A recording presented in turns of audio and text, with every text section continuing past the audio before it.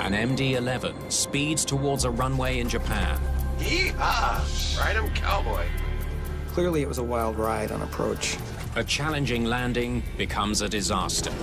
There's a crash on 34 left and there's fire. A catastrophe caught on tape. It was security camera video of the crash sequence. But even more shocking, He hits the runway hard enough to bounce. it's not the first time this has happened. The industry thought that the problem had been dealt with. We're missing something here. People were surprised when Narita happened. Investigators need to figure out why this deadly problem has struck again.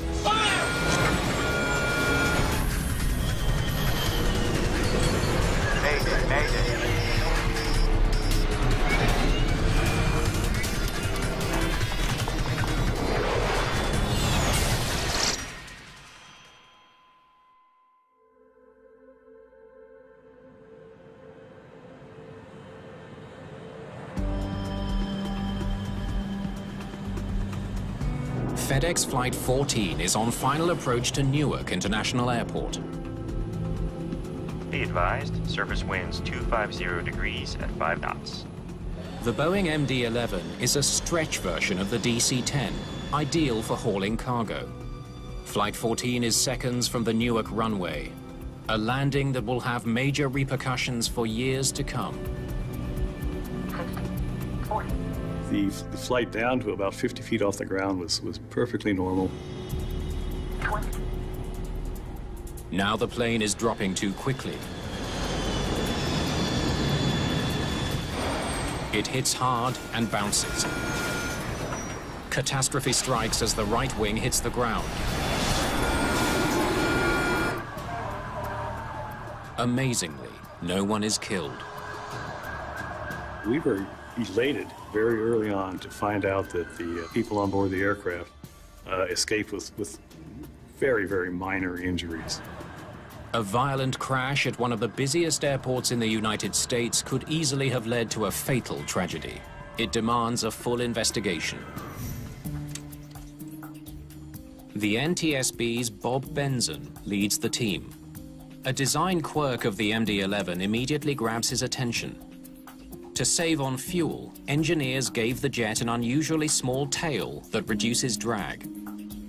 During the investigation, it became apparent to us that the MD-11 had design features, if you will, that made it somewhat more difficult to land.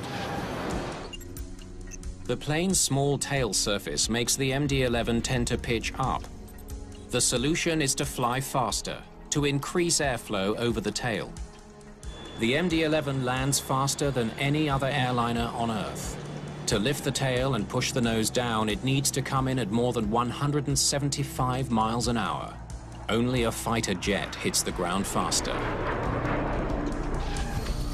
On short final, at high approach speeds, vents are somewhat compressed, so good reaction time, good reflexes are important. Benson eventually concludes that pilot error is to blame for the fiery crash at Newark. The wings were rocking a little bit more than they should have, and he bounced the first landing. The pilots then pushed the nose down, making the second impact even worse. This was a very, very hard touchdown the second time around, destroying the landing gear on that side of the aircraft. So it was a very quick combination of minor errors that kind of snowballed into an accident. In his final report on the crash at Newark, Benson calls for better pilot training. The result? An improved technique for recovering from bounced landings. MD-11 pilots learn how to use their throttles to bring the plane back to the ground gently. Add a little power to maintain a landing attitude, and add a little bit of power, and then just gently let the thing come back down to the runway. The airline industry moves on from the Newark crash, confident that an important lesson has been learned.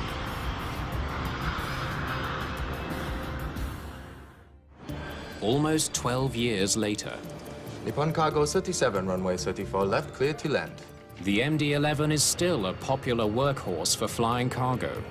FedEx relies on the plane to haul millions of tons of freight in and out of crucial hubs like Tokyo's Narita Airport, one of the busiest airports in the world.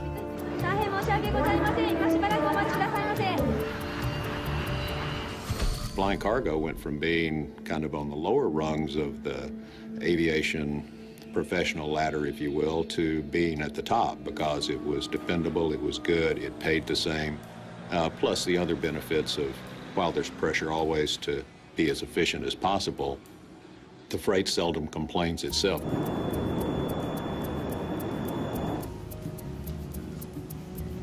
Narita Tower, FedEx 80, 13 miles for 34 left. 54-year-old Kevin Mosley is the captain on FedEx Flight 80. His first officer is 49-year-old Anthony Pino.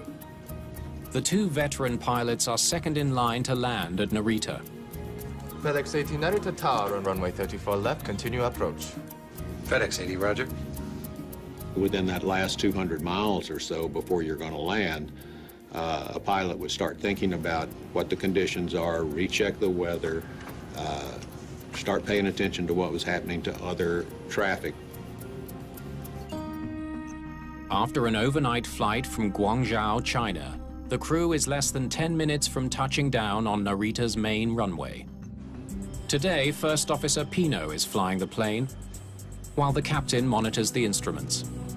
All right, let's begin the before landing checklist. Got it. Landing lights on. FedEx 80 surface wind is 320 at 28 knots. 7 minutes from landing, the controller gives the crew an update about the wind conditions on the runway. Okay, copy that. The pilots are in the midst of their approach, a crucial time in any flight. The crew must perform dozens of steps to lose altitude and drop about 400 miles an hour of airspeed before they touch down. It's a very busy time in the cockpit. Pilot's got a zillion things going through his head. His eyeballs are all over the place, making sure that the proposed landing is going fine. On this flight, the pilots have an additional challenge to contend with: powerful winds. Any thoughts on landing speed? Let's add 10 knots. Make it 164 knots. They need to come in faster than usual to combat the gusty conditions. If you have gust, then you have to figure out that it will affect and change the lift characteristics of the airplane as well as the speed of the airplane. Landing gear. Gear down. 4 green. 500. We cleared to land, 34 left. Stable.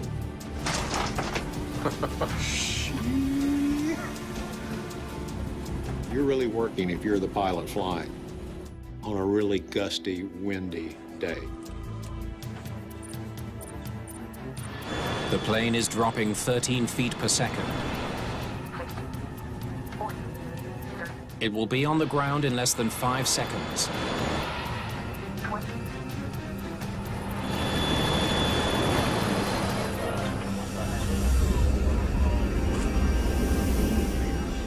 Without warning, the MD-11 is upside down, in flames. There's a crash on 34 left and there's fire. Fire crews race to the runway, where a massive blaze has engulfed the cockpit of FedEx Flight 80. It's the biggest air disaster the Tokyo airport has ever seen. Air traffic controllers must now redirect incoming flights away from the burning debris. It takes almost half an hour for firefighters to douse the flames surrounding the cockpit. By the time rescuers get inside, it's too late for the pilots. 2 people are dead, and another MD-11 lies burning at the side of a runway. The first thing I noticed when I arrived at the accident site was that the pieces of the aircraft were scattered across a wide area. This is the first fatal accident in Narita Airport's 31-year history. Masaru Chiba of the Japan Transport Safety Board takes charge of the investigation. When we saw the accident site, more than half the aircraft had been completely burned. So I was at a loss at first to decide where we should start the investigation. The aviation world needs to know why this MD-11 landing went so wrong. Have the lessons from Newark been forgotten? Or is this an entirely new problem?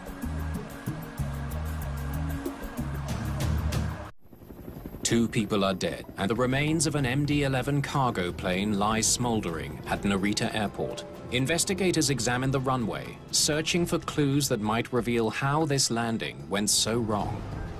I was trying to figure out where the plane first touched down. There were very clear traces from the tires. Therefore, the initial contact with the ground was the place where there were clear tire marks. Look at all this rubber. This is where they first touched down. The marks reveal where the plane first slammed onto the runway. The second contact was with the nose gear, and we found pieces of the front wheel near the area where it hit. They also show the plane hit the runway more than once. And this is where they finally came down. Extremely hard, by the looks of it. The third area that the plane touched down had a lot of spilled fuel and a big portion of the aircraft's remains. So we concluded that there were 3 contact zones where the aircraft hit the ground. Investigators catch an early break.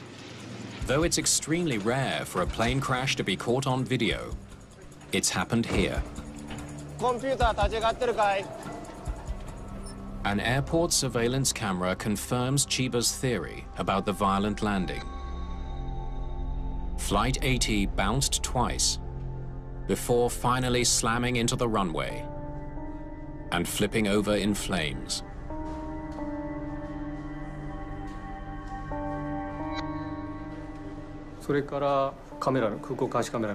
I also saw the pictures from the surveillance cameras. I was convinced that the aircraft hit 3 times. I've never seen such a terrible accident before. The similarities between this accident and the crash of Flight 14 in Newark are very disturbing. Investigators face immediate pressure to figure out exactly who or what is to blame this time.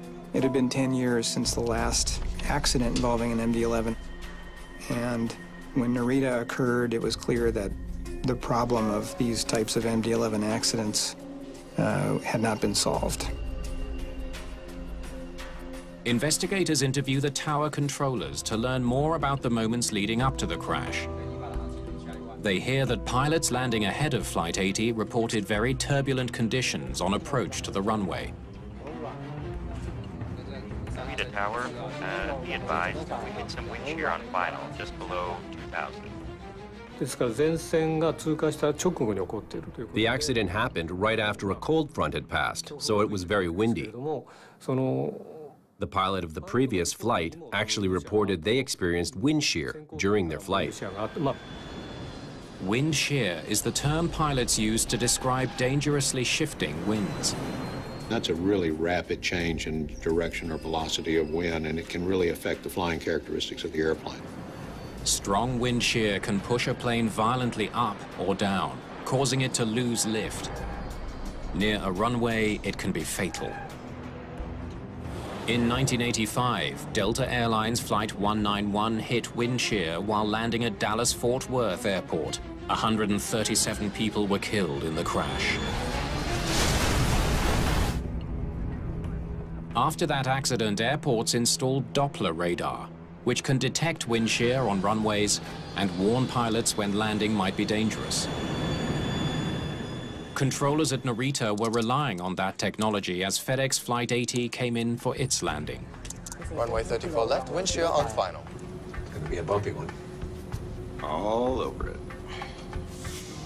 The controller tells investigators he warned the FedEx crew to be on guard for wind shear. What investigators need now is more detailed wind analysis from sensors around the airport, but collecting the data will take some time. They'll have to wait to find out just how dangerous the wind conditions were during Flight 80's fatal landing.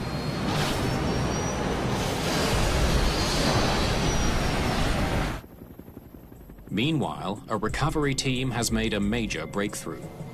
They've pulled the black boxes from the scorched wreckage. The data on the recorders could explain what happened in the last few moments of the MD-11 landing, unless that data has been destroyed by fire. These are a lot more damaged than I thought they'd be. I hope they can get something out of these. It was heavily damaged. It was exposed to extremely high heat. Let's get them packing.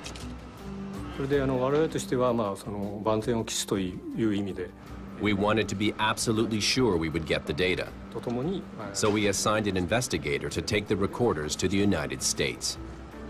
The black boxes are on the next flight to Washington, D.C., where NTSB experts will try to recover the critical data.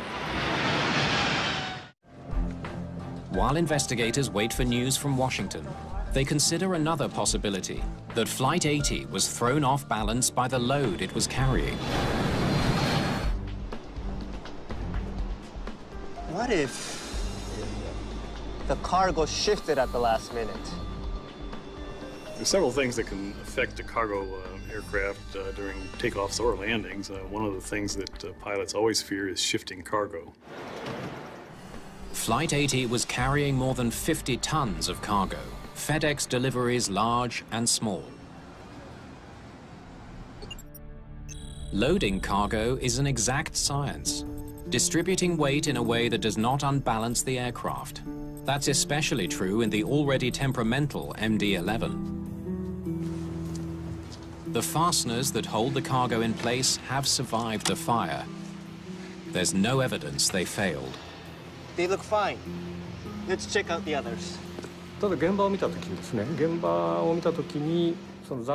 As far as I could tell from the remains of the cargo, there was no evidence of the cargo shifting, either to the front of the plane or to the back of the plane. But if the cargo didn't shift, what caused Flight 80 to crash on landing, killing 2 pilots? Masaru Chiba studies Doppler radar records of the wind speeds on runway 34. Any sign of wind shear in the moments before the crash could be the lead he's been waiting for. But it's another dead end. No wind shear on runway 34 left when they were touching down. After examining data about the air currents before and after the accident, it seemed very unlikely that wind shear could have caused this accident.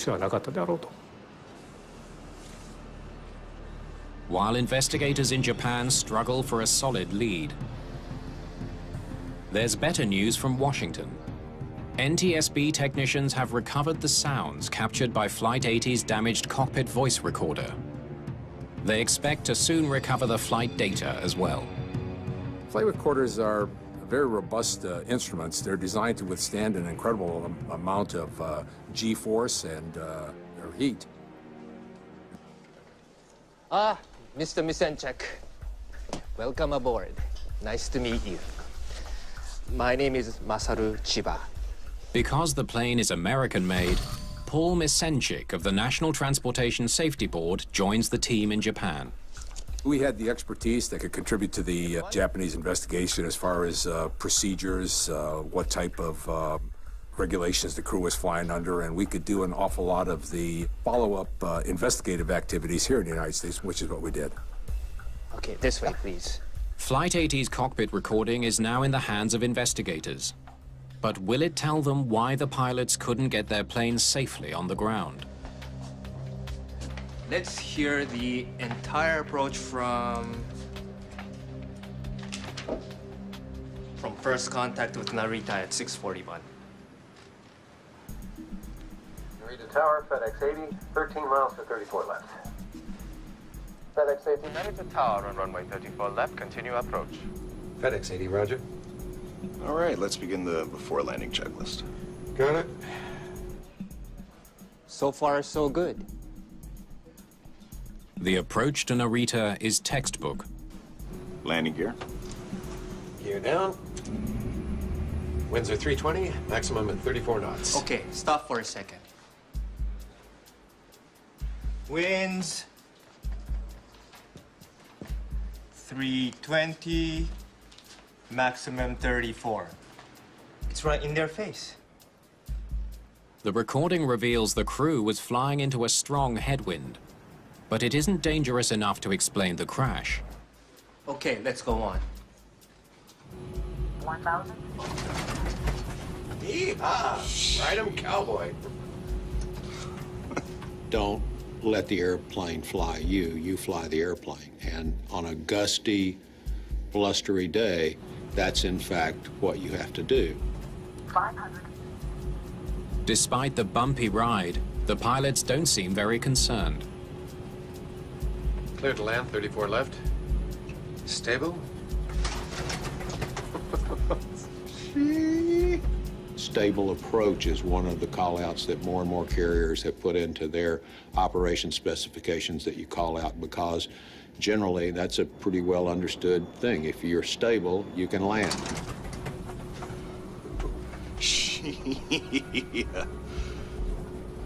1 minute from the runway, and they're joking. Seems like there's nothing wrong. From the recording, we can tell that they were really relaxed and teasing each other. I think what happened was that the air currents were so rough that it felt like they were in a rodeo, riding an untamed horse like cowboys. Then, an automated voice from the altimeter gives investigators an important clue. 50, 40, 30, 20, 10.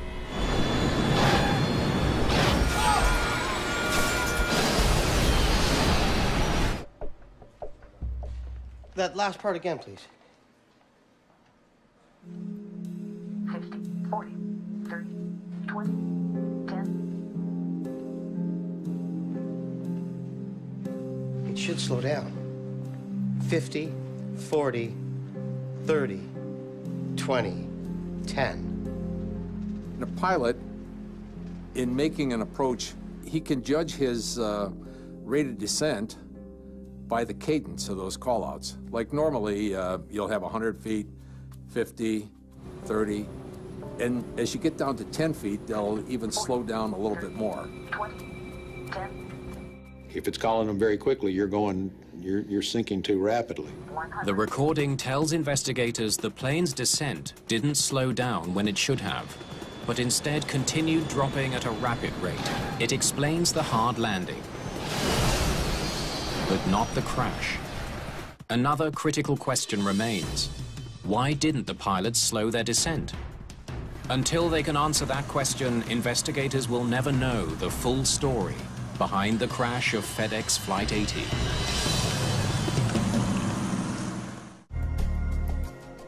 While they prepare the FedEx 80 flight data for analysis, investigators in Tokyo follow a new lead. Let's see what these can tell us. A second security camera captured a series of photographs during the deadly touchdown. The camera was set to record 4 images per second. With luck, one of them might reveal why the landing went so wrong. When we looked at the photographs, we could tell very clearly how the aircraft came into the runway. The surveillance photos were more helpful and accurate than interviewing hundreds of witnesses. 30 feet off the ground. Looks like he's straight and level. Stable. Stable. 20 feet. And still stable. You want the airplane pointed down the runway when you touch down, and you want the wings as level as you can have them. That's what you're looking to accomplish. Everything looks fine. But in a split second, he hits a runway hard enough to bounce. The photos capture in detail what happened on runway 34 left, but shed little light on why it happened. We're missing something here. They turn to the information from the flight data recorder. All right, what does the data tell us? They hope it will reveal what the pilots did during the final moments of the landing. 40 feet, 30 feet. Strange. It's practically level. He should be nose up here. 30 feet from the ground, the pilots should pull the nose up a few degrees to slow the descent and help the plane float to the ground. It's called flaring the plane. Starting to pull back on the control column to start to flare the airplane, to start to arrest its descent so that you have one continual motion of power coming off of the airplane.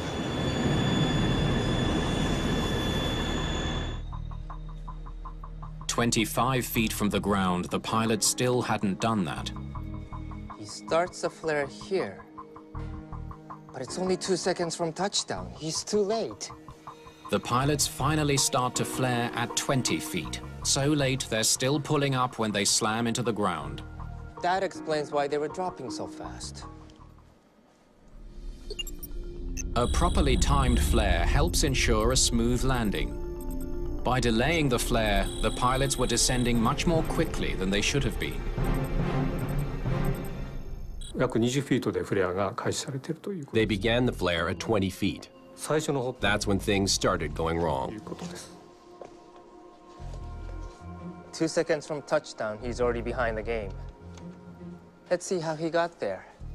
So it was a high sink rate, and we were wondering why a pilot would allow that to happen. 1,000. In search of an answer, investigators scrutinize an earlier part of the flight, the last 1,000 feet of the landing. Gee.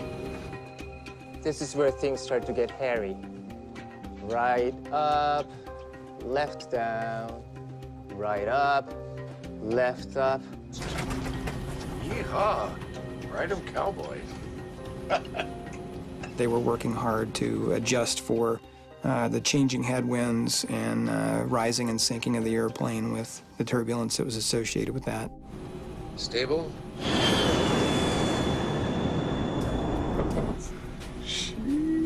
If you have a really strong headwind on the airplane, blowing right down the runway toward the airplane, and that wind suddenly diminishes greatly, the airplane has a tendency to feel like it's falling out from under you. It's lost some of that airflow that's going over the wing. The MD-11 is heading for the runway at almost 200 miles an hour and dropping at 13 feet per second. Pino has his hands full trying to keep his plane properly positioned for landing. 100.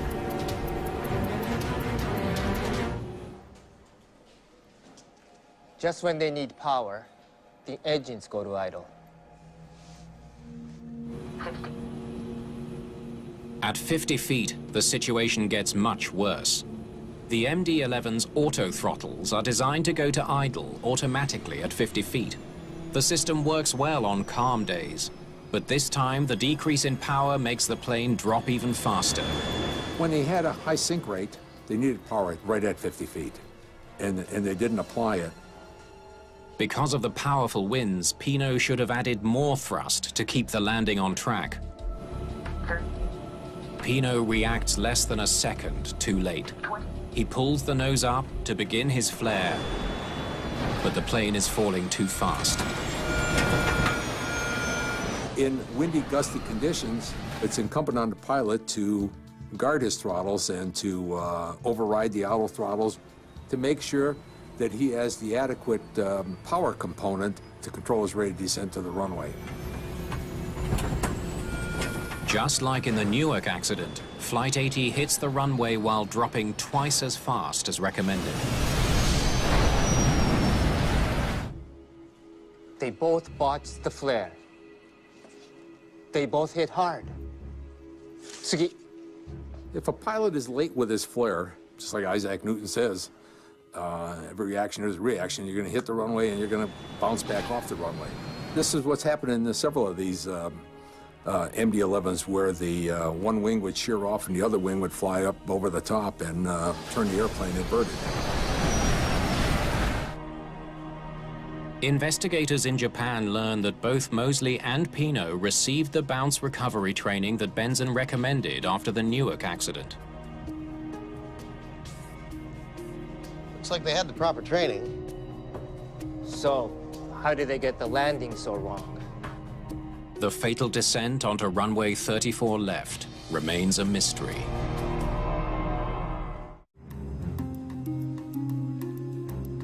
Investigators dig into the background of the two pilots who died on FedEx Flight 80. FedEx doesn't have a lot of people that are new to the flying business.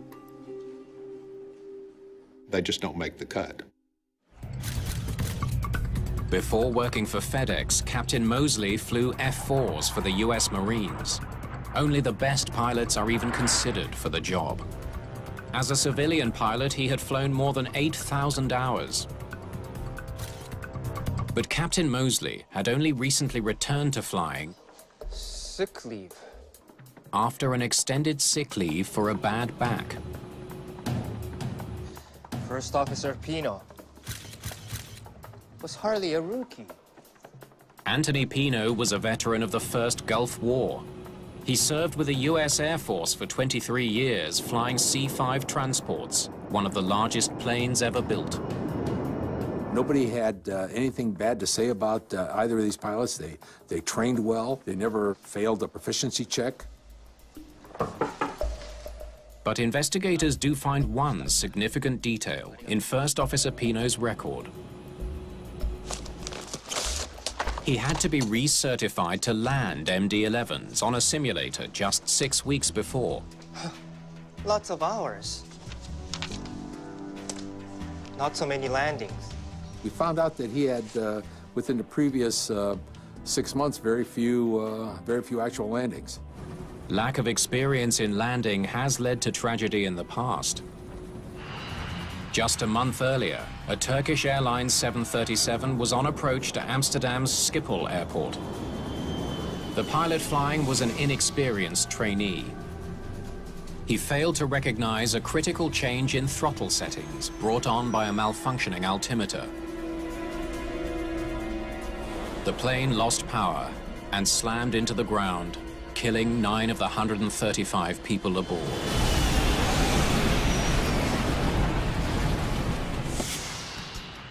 At FedEx, Pino usually flew as the relief pilot, taking the controls only in the middle of long-haul flights.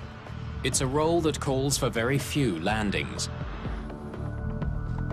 The pilot who was flying this airplane only had about 73 landings in the last 2.5 years, which averages out to about 2.5 landings a month. 2.5 landings a month. That's not a lot of landing practice.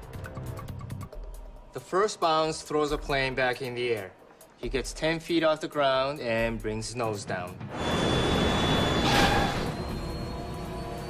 He hits the ground for the second time here.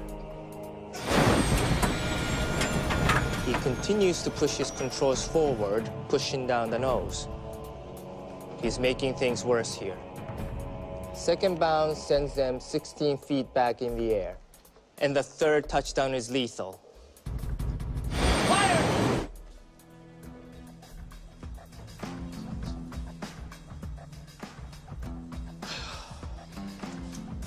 Okay, a rusty first officer and a captain with a bad back.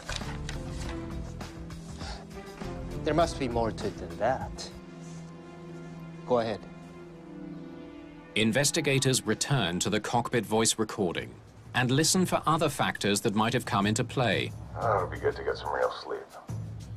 They hear a critical clue, a remark made 45 minutes before the catastrophic landing. I am exhausted. Oh, yeah. Gonna sleep like a baby. Just keep an eye on me, would you? If I suddenly get really quiet, say something. Especially if we're close to flare. It was clear from listening to the crew that they were tired during the approach. So they were tired after flying all night long. Let's find out just how tired they were. Research has shown that fatigue can decrease performance in ways similar to alcohol intoxication. Investigators learned that over the past 10 days, the two men flew 38.5 hours, traveled almost 11,000 miles, and crossed 8 time zones. Their week starts in Anchorage, a flight to Narita, then from Tokyo to Guangzhou, China, to Malaysia, then to the Philippines, back to Guangzhou, and the final leg, an overnight flight back to Narita. Because you've long-haul flown and now you're arriving somewhere at 8 o'clock in the morning and it feels like 8 o'clock at night to your body. So, how much sleeping did they do between flights? We can usually build a timeline that gives us a better idea of how much sleep the pilot might have been able to obtain and what their schedule was like. Investigators learn what they can about the two pilots' activities in the days leading to the crash. They study their computer records, contact friends and family, and interview hotel employees about their comings and goings. The most important things that we want to know are when were the pilots awake, when were they working, when were they sleeping, and kind of what other general kinds of activities were they engaged in. They even go through receipts and keycard information to help paint a detailed picture of when the pilots were most likely sleeping. Bramble discovers that in the past 24 hours, Captain Mosley had no more than 4 hours and 38 minutes of straight sleep. First Officer Pino likely had even less, just 3 hours and 17 minutes.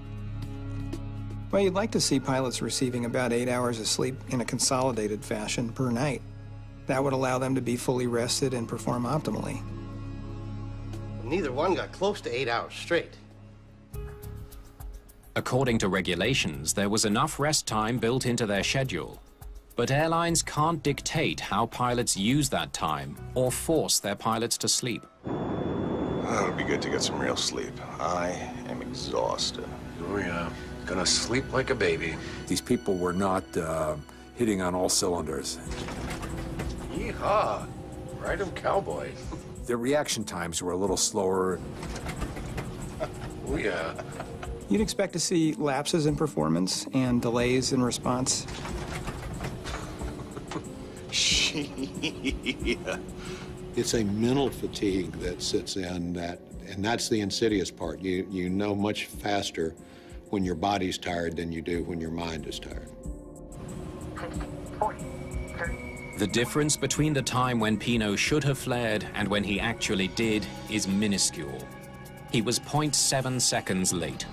That fraction of a second cost 2 men their lives. Increased reaction time is a kind of performance deficit that is associated with fatigue. So that could explain the pilot's delayed flare. But bounced landings are common in commercial aviation and rarely cause a crash. In fact, the FedEx plane bounced during 2 of its previous 60 landings. Bouncing an aircraft is something that often happens. Bouncing is not rare, but even so, it doesn't usually cause a fiery crash. So what made this bounced landing so deadly? Though it looks like fatigue could well have been a factor, investigators suspect there's more to the story.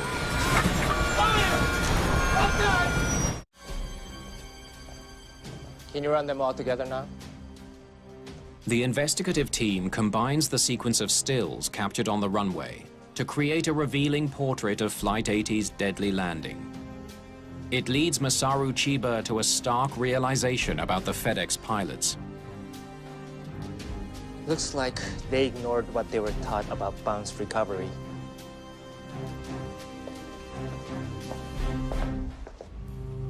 In an MD-11 flight simulator, a senior FedEx pilot demonstrates the standard procedure for recovering from a bounce. Establish a 7.5-degree nose-up attitude and increase thrust. Are we ready? I think most pilots at that level are skilled enough to effectively handle the bounce.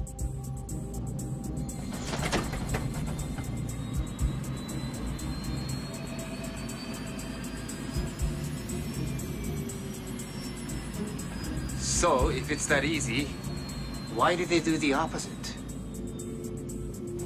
Flight data shows Pino did the opposite of what he was trained to do. Instead of lifting the nose up after the first bounce, he pushed his column forward, driving the nose of his plane into the ground. That mistake bounced the plane again, 16 feet into the air. And that was one of the things that we really tried to wrap our minds around, was what would cause a pilot who had bounced to push the nose over back down toward the runway. 12 seconds later, the plane is upside down and in flames. Well done! The MD-11 is a stretch version of the DC-10. Investigators wonder if the extra length could have been a factor in the crash. I wonder what the pilots could see from that cockpit. Investigators ask Boeing to create a simulation of what the pilots would have seen from the cockpit. Here's where they flare. They go back in the air right here. As the main landing gear bounces upward, the plane pivots, so the nose doesn't actually go up at all. For the pilots in the cockpit, it's a visual deception. They had no idea they had bounced. Here's where they see the runway again. But it's too late. You've got a longer amount of airplane in front of the wheel, so you can get a false sense of where you are in relationship to the ground, because these jet aircraft land with the nose up. The discovery helps explain why Pino pushed his column forward. He likely believed his main landing gear was on the ground. You want to get that nose down as quickly as you can, because you want that airplane firmly planted on the ground. This approach went very quickly from what was a challenging but relatively normal approach to a disastrous situation in a very short span of time.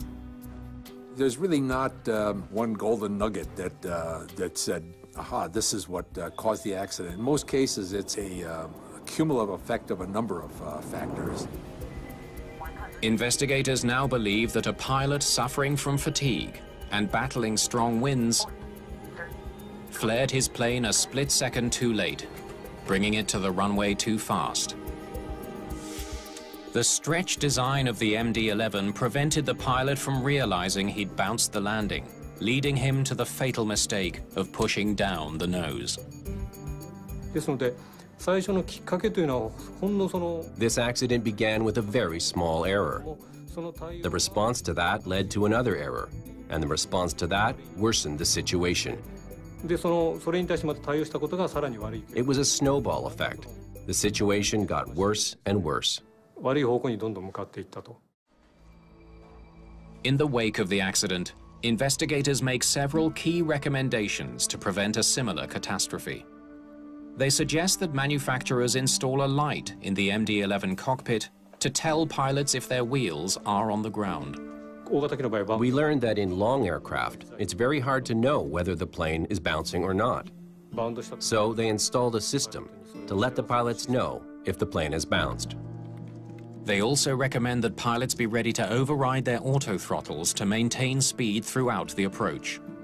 And if the throttles aren't doing what you want them to do, or you want them to do something else, your hand is right there to apply whatever power you need. Most importantly, they recommend that pilots be trained to go around every time they bounce a landing. We've moved more and more toward a mindset of, look, let's go around and come back and do it another time. Let's don't take the chance. It is nonetheless tragic that it took the loss of an aircraft, and more importantly, the loss of a crew, to arrive at that kind of conclusion.